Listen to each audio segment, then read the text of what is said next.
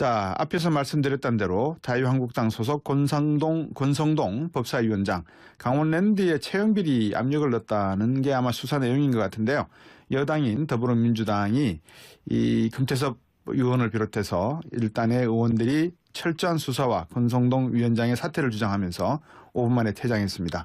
더불어민주당 박주민 의원 전화 연결했습니다. 안녕하십니까? 네, 안녕하십니까? 네. 자, 이 법사위원장이란 자리부터 좀 설명해 주시죠. 왜 이게 중요한 자리인지요? 어떻게 보면은 법사위를, 상원이다. 이렇게 말씀하시는 분들이 있을 정도로 예. 법사위가 가지고 있는 위상이 국회에서 대단하거든요. 그렇군요. 모든 법에 대한 최종 관문입니다. 본회의에 올라가기 전에. 예. 그 관문을 책임지는 사람이 법사위원장이죠. 예. 그 정도로 굉장히 중요하고 또 실질적인 영향력을 갖고 있는 사람이다. 이렇게 보시면 될 것 같습니다. 앞으로 그러면 국회에서 입법 활동이 이루어지게 되면 국회의원들께서 발의하신 법안이나 모든 법안들은 이 법사위를 일단 먼저 상정되어서 심의 통과가 돼야 되는 거군요. 법을 발의하게 되면은 그 법에 관련된 해당 상임위에서 먼저 심의를 거치게 되고요. 예. 그 다음에 꼭 법사위를 거치게 됩니다. 그러니까요. 그래서 법사위에서 이제 체계작구 심사라는 것을 거친 다음에 네. 본회의에 비로소 올라갈 수 있게 되는 것입니다. 그러니까 상원이라고 하는 말씀이 이해가 됩니다. 네.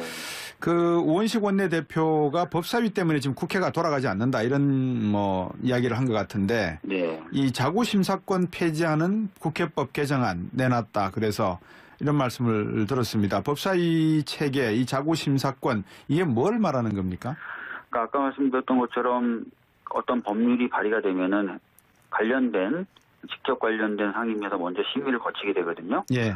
그 다음에 법사위로 와서 체계작구 심사라는 것을 거치게 되는데요. 예. 이 체계작구 심사라는 것은 이 법안이 다른 법안하고 충돌하는 것이 없느냐, 또는 이 법안이 헌법에 위배되는 건 아니냐라는 것을 보는 것이 이제 체계 심사고요. 예. 작구 심사라는 것은 법 안에 오탈자도 있을 수 있고, 그렇죠. 법 안에 이제 비문도 있을 수 있고 그렇지 않습니까? 예, 예. 그런 것들을 심사하는 걸 또 작구 심사라고 예. 합니다. 그래서 이걸 합쳐서 체계작구 심사라고 하는데, 예. 요것들을 하는 역할을 체계작구 심사권이라고 부르는데, 이게 지금 원래 본질에서는 좀 벗어나서 내용까지도 막 건드려가면서 심사를 하고 예. 경우에 따라서는 꼭 통과돼야 될 법이 이제 잡기도 하고 이런 용도로 쓰이고 있다. 그래서 예. 이 체계작구 심사 관련된 권한을 좀 축소하든지 없애든지 해야 되는 것 아니냐, 이렇게 주장을 하시는 겁니다. 법사위의 권한이 막강하네요. 말씀 듣고 보니까. 예. 그렇습니다. 그래서 아까 말씀드렸던 것처럼 상원이다. 네. 이렇게 이야기를 하기도 하는 거죠. 실제로 여러 가지 중요한 사건에 대해서 법사위가 상원의 행세, 즉 법안을 심의하는데 오래 끌거나 이렇게 좀 까탈스럽게 한 내용들이 많이 있습니까? 예를 좀 들어주시죠, 있으면. 예, 그 2016년 11월, 그러니까 1년도 훨씬 전에 이제 상정됐던 중소기업 창업지원법이라든지 이런 법들은 여전히 심의조차도 제대로 되지 않고 잡혀 있는 경우들이 있고요. 네. 또 많은 법들이 지금 법사위에서 잡혀 있다, 이런 평가를 지금 받고 있습니다. 예. 근데 다 아시겠지만 박주 의원님께서도 과거에 네. 여당이 야당일 때, 또 지금 네네. 야당이 여당일 때 네. 서로가 다 돌려가면서 돌려막고 하던 내용들이잖아요. 기본적으로 이제 그런 평가를 하시는 분들이 많긴 많습니다. 예. 거기에 대해서 완전히 자유로울 수는 없겠죠. 그런데 네. 저도 지금 초선이라서 19대 때 어떤 네. 상황이었는지에 대해서 정확하게 말씀드릴 수는 없는데, 제가 들은 바로는 19대 때는 법사위에서 여러 다툼은 있었지만 그래도 법안 심사에 있어서는 훨씬 더 속도를 냈었다, 이런 평가를 받기도 하더라고요. 네. 근데 그 국회의원들, 특히 법사위원장 이런 분들은 어떤 나름대로의 권력이라 그럴까요? 그런 힘이 있습니까? 그러니까 법사위원장이 되면 아까 말씀드렸던 것처럼 법사위를 운영하는 힘을 갖게 되는 것이죠. 예. 그래서 법안 심사에 대해서 영향을 미치는 것은 당연히 갖게 되는 거고, 그렇죠. 거기를 넘어서서 사실은 법안이 심의될 때 해당 부처의 장관이나 차관이 나와 있게 됩니다. 그래서 장관이나 차관이 나와 있는 것을 이용해서 현안질이라는 것을 하기도 하고, 네. 합니다. 그러니까 이제 수많은 위원회들이 집적되어 있는 작은 국회처럼 운영이 되는 것이죠. 예. 그래서 이제 그런 현안 질의를 이용해서 정부의 실책에 대해서 공격을 하기도 하고 비판을 하기도 하는데, 네. 장관이나 차관들 입장에서는 이 현안 질의를 좀 피할 수 있게 한다든지, 또는 좀 뭐 여러 가지 방법으로 좀 편의를 제공받을 수 있다든지 이런 것들도 가능할 수도 있겠죠. 네. 그렇기 때문에 법사위원장 눈치를 많이 보게 된다는 거예요. 예. 거기다 더 나아가서 법사위가 고유하게 관리 감독하는 기관들이 있습니다. 예. 검찰이나 법원, 그다음에 헌법재판소, 뭐 군사법원 이런 것들이요. 예. 이런 데는 오히려 진짜 위원회 장으로서 또 직접적인 어떤 발언력을 행사할 수 있는 것도 있죠. 예. 그러면 뭐 지금 저희들이 사법개혁 관련돼서 여러 가지 내용들도 보고 있고 검찰개혁 관련해서 필요한 것도 보고 있는데 그동안에 이 법사위의 활동이 상당히 이 적폐스러웠다 이렇게 봐도 되는 겁니까? 그러니까 지금 뭐 대표적으로 문제되는 것이 이제 두 가지인데요. 하나는 법안 심사가 굉장히 많이 지연이 되고 있다라는 부분. 그래서 국회 전체 차원에서의 어떤 효능감이나 이런 것들을 국민들에게 못 드린 것 아니냐라는 지적이 있고요. 두 네. 번째는 아까 말씀드렸던 현안 질의. 이 현안 질의가 원래 기능이었던 법안 심사나 이런 것보다 좀 과도하게 많아지면서 예. 사실상 이제 대정부의 투쟁의장 예. 이런 식으로 좀 법사위가 변질되고 있는 것 아니냐라는 문제 제기도 지금 되고 있는 상황인 거죠. 그래서 예. 이런 부분을 어떻게 적절히 조정할 것인가가 많은 지금 국회의원들 또 국민들 사이에서 얘기가 되고 있는 상황이라고 저는 생각합니다. 예. 그 권위원장도 나름대로의 그 뭐라 그럴까요? 변명은 아니신 것 같고 힘든 점이 있다는 걸 이야기하시는 것 같아요. 예를 들면 제가 압력을 넣었다 하더라도 야당 의원이 무슨 힘이 있나? 청와대 민정에서 공격하고 민주당이 틈만 나면 권성동 때문에 공수처가 통과되지 않는다고 공격하는데 이런 상황에서 압력을 행사할 정도로 나는 바보가 아니다. 이런 이야기를 합니다. 전혀 틀린 이야기 같지는 않아요. 근데 그걸 좀 생각해 보셔야 될 것 같아요. 그 야당 다수당은 법사위원장을 꼭 하려고 합니다. 왜 그럴까요? 진짜 권성동 위원장의 말대로 네. 법사위원장이 아무런 영향력도 없고 야당이기 때문에 예. 그리고 실질적인 어떤 효과도 없다면 왜 꼭 법사위원장을 하려고 할까요? 야당에서 네. 아니죠. 실제로 영향력이 있고 여러 가지 그 수단을 가지고 있기 때문에 하려고 하는 것입니다. 예. 그렇기 때문에 이제 뭐 야당이기 때문에 아무런 힘이 없는데 뭐 왜 그러냐라고 말하는 건 좀 맞지 않죠. 예. 그렇군요. 그 권 위원장 사퇴 의사는 없는 것 같은데요? 예, 뭐 오늘 그렇게 얘기하셨다 그러더라고요. 예. 본인 사퇴할 의사가 없고 오히려 더불어민주당 쪽에서 의견 표명을 하지 않으면은 법안 통과는 없다. 뭐 이런 식으로까지 말씀하셨다 그러더라고요. 네. 근데 이 법사위원장은 반드시 법률 출신들, 율사 출신들이나 이런 분들이 하셔야 됩니까? 아니면 일반인도 할 수 있는 겁니까? 아닙니다. 그렇지 않습니다. 과거에 이제 박영선 그러니까요. 의원님 같은 경우는 율사 출신이 아니시죠. 예. 네. 자, 그러면 제가 다른 그 권성동 위원장 관련해서 결국은 뭐라 그럴까요? 압력을 행사해서 강원랜드에 인사 문제를 개입했다는 거 아니겠습니까? 그죠? 지금 그 받고 있는 의혹이 두 가지신 거죠. 하나는 이제 법사위원장 또는 국회의원의 지위나 이런 것들을 이용해서 채용 관련된 부정한 일을 했었다는 의혹 하나고요. 예. 두 번째는 그것에 관련돼서 수사가 진행되는 것을 법사위원장으로서 영향력을 행사해서 무마시키려고 했다라는 것. 이렇게 두 가지 의혹을 받고 있습니다. 강원랜드는 아까 말씀하신 법사위원회의 그 소속 관리 감독 기관이 아니지 않습니까? 그죠? 네, 그러니까 아까 말씀드렸던 것처럼 이제 국회의원으로서 또 가까운 인근 지역의 국회의원으로서 영향력을 행사했다는 의혹을 받고 있는 거죠. 네. 자, 다른 현안 하나 또 질문 드려봐야 될 것 같아요. 왜냐 그러면 어제 이제 이미 사법부의 판단은 결과가 났기 때문에 그거 가지고 이제 뭐 왈가왈부하기보다 박주민 의원이 오래전에 예언했습니다. 이야기했습니다. 이재용 삼성전자 부회장 저희 방송에서도 아마 인터뷰하실 때 그런 말씀을 한 걸로 제가 기억이 나는데요. 2심 판결에서 이 납득할 수 없는 대목 있습니까? 아니면은 뭐 이걸 사법부의 판단이기 때문에 따라야 된다고 보십니까? 어떻게 보십니까? 일단은 제가 좀 납득할 수 없는 부분이요. 삼성의 승계 작업이라는 것의 실체를 부정해 버렸어요. 소심해서. 근데 일반 국민들이 과연 그런 것들을 인정할 수 있을까요? 또 저 같은 사람들도 인정하기 어려운데요. 뭐 그 삼성 그 울산하고 제일 쪽의 어떤 합병이라든지 이런 부분이 정말 승계와는 상관이 없는 걸까요?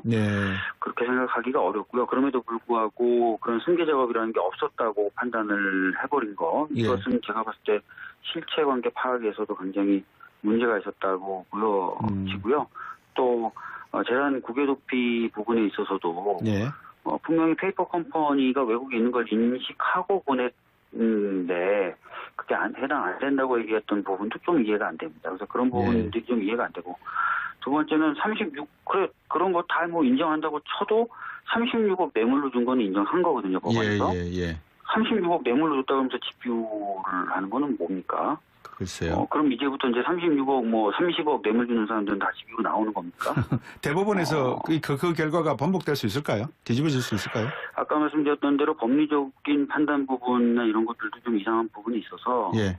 그런 부분이 좀 바로 잡힐 가능성도 없지 않아 있다고 생각은 됩니다. 예. 근데 좀 정치적으로 제가 해석을 해볼게요. 네. 문재인 정부에서 삼성 이재용 회장을 사면으로 풀어주기에는 좀 부담이 되는 부분이 있었지 않습니까? 법원에서 이 문제를 이렇게 어쨌든 간에 사법부가 판단을 해서 정치적으로는 좀 부담을 들었다 이렇게 해석해도 될 것 같은데. 그 부분에 대해서는 전혀 동의를 못 하겠고요. 만약에 예. 그랬다면 저 같은 사람이 이렇게 거품 물겠습니까? 아. 여당 국회의원이. 예. 말이 안 되고요. 저뿐만 아니라 지금 여당 국회의원들은 다 공분을 하고 있고, 사법부의 판단에 대해서 지금 비판을 하고 있는 상황인데, 네. 전혀 그것은 좀 사실과 다른 말씀이신 것 같습니다. 제가 정치적으로 해석한다라고 말씀을 드렸었고요. 네네네. 그 최순실 씨에 대한 1심 선고가 나오지 않습니까? 곧. 네네네. 다음 주 13일로 제가 알고 있는데 어떻게 예상하십니까? 여기도 한번 예상을 해주시죠. 일단은 최순실의 경우에도 혹시나 이제 변화가 있을 수 있는 것 아니냐는 불안감은 있습니다. 그런데 예. 일단은 뇌물을 준 거하고 뇌물을 받는 것 자체가 아예 그 법정형이 다르게 돼 있어요. 그래서 네. 뇌물을 받은 측인 최순실의 경우에는 당연히 중형이 예상된다고 생각합니다. 예. 중형이 예상됩니다. 중형이라 그러면 보통 한 몇 년 정도? 한 20년 이상입니까? 구체적인 기간까지는 제가 좀 당장 말씀드리기는 어려운데요. 네. 그 뇌물 수뢰액이 1억만 넘어도 10년 이상의 징역이 그렇죠. 가능하기 때문에요. 예. 예. 구형이라든지 이런 것들 다 봐야 되겠지만 벌써 구형도 25년 구형이 되지 않았습니까? 네네. 최소한 15년 이상은 되지 않을까 이렇게 생각하고 있습니다. 청취자 한 분이 질문 주셨어요. 2230번님인데요. 지금 얼마나 네. 많은 법안들이 법사위에 지체되고 있는지 정말 궁금합니다. 한번 물어봐 주셔야 했습니다. 몇 건이 지금 지체되고 있습니까? 대략 한 8,900건 정도가 있는 것으로 제가 8,900건요? 예. 어휴, 심각하네요. 청취자분이 질문하셔서 제가 여쭤봤습니다. 오늘 말씀 잘 들었습니다. 고맙습니다. 네, 감사합니다. 예, 더불어민주당 박주민 의원이었습니다. 1월, 그러니까 1년도 훨씬 전에 이제 상정됐던 중소기업 창업지원법이라든지 이런 법들은 여전히 심의절차도 제대로 되지 않고 잡혀 있는 경우들이 있고요. 네. 또 많은 법들이 지금 법사위에서 잡혀 있다 이런 평가를 지금 받고 있습니다. 예. 근데 다 아시겠지만 박주 의원님께서도 과거에 네. 여당이 야당일 때 또 지금 네, 야당이 네. 여당일 때 네. 서로가 다 돌려가면서 돌려막고 하던 내용들이잖아요. 기본적으로 이제 그런 평가를 하시는 분들이 많긴 많습니다. 예. 거기에 대해서 완전히 자유로울 수는 없겠죠. 그런데 저도 지금 초선이라서 19대 때 어떤 네. 상황인지에 대해서 정확하게 말씀드릴 수는 없는데 제가 들은 바로는 정안 내놨다. 그래서 이런 말씀을 들었습니다. 법사위 체계, 이 자구심사권 이게 뭘 말하는 겁니까? 그러니까 아까 말씀드렸던 것처럼 어떤 법률이 발의가 되면은 직접 관련된 상임위에서 먼저 심의를 거치게 되거든요. 예, 그 다음에 법사위로 와서 체계 작구 심사라는 것을 거치게 되는데요. 예, 이 체계 작구 심사라는 것은 이 법안이 다른 법안하고 충돌하는 것이 없느냐, 그럼 이 법안이 헌법에 위배되는 건 아니냐라는 것을 보는 것이 이제 체계 심사고요. 예. 작구 심사라는 것은 법 안에 오탈자도 있을 수 있고, 그렇죠. 법 안에 이제 비문도 있을 수 있고 그렇지 않습니까? 예. 그런 것들을 심사하는 걸 또 작구 심사라고 예. 합니다. 그래서 이걸 합쳐서 체계 작구 심사라고 하는데, 예. 요것들을 하는 역할을 체계 작구 자, 앞에서 말씀드렸던 대로 자유한국당 소속 권성동 법사위원장 강원랜드에 채용비리 압력을 넣었다는 게 아마 수사 내용인 것 같은데요.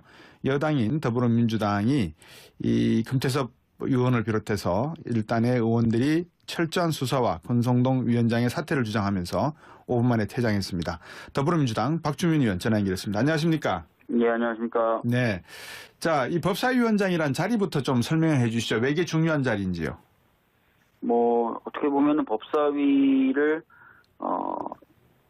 상원이다. 이렇게 말씀하시는 분들이 있을 정도로 예. 법사위가 가지고 있는 위상이 국회에서 대단하거든요. 그렇군요. 모든 법에 대한 최종 관문입니다. 본회의에 올라가기 전에. 예. 그 관문을 책임지는 사람이 법사위원장이죠. 예. 그 정도 굉장히 중요하고 또 실질적인 영향력을 갖고 있는 사람이다. 이렇게 보시면 될 것 같습니다.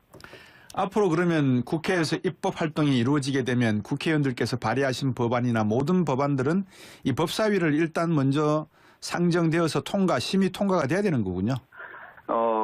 법을 발의하게 되면은 그 법에 관련된 해당 상임위에서 먼저 심의를 거치게 되고요. 예. 그다음에 꼭 법사위를 거치게 됩니다. 그러니까요. 그래서 법사위에서 이제 체계작구 심사라는 것을 거친 다음에 네. 본회의에 비로소 올라갈 수 있게 되는 것입니다. 그러니까 상원이라고 하는 말씀이 이해가 됩니다. 네.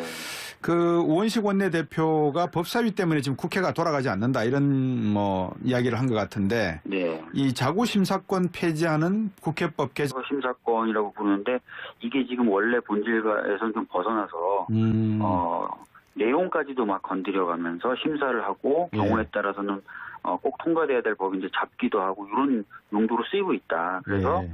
이 체계작구 심사 관련된 권한을 좀 축소하든지 없애든지 해야 되는 것 아니냐 이렇게 주장을 하신 겁니다. 법사위의 권한이 막강하네요. 말씀 듣고 보니까. 예. 그렇습니다. 그래서 아까 말씀드렸던 것처럼 상원이다 네. 이렇게 이야기를 하기도 하는 거죠. 실제로 여러 가지 중요한 사건에 대해서 법사위가 상원의 행세, 즉 법안을 심의하는데 오래 끌거나 이렇게 좀 까탈스럽게 한 내용들이 많이 있습니까? 예를 좀 들어주시죠, 뭐 있으면. 예, 그 2016년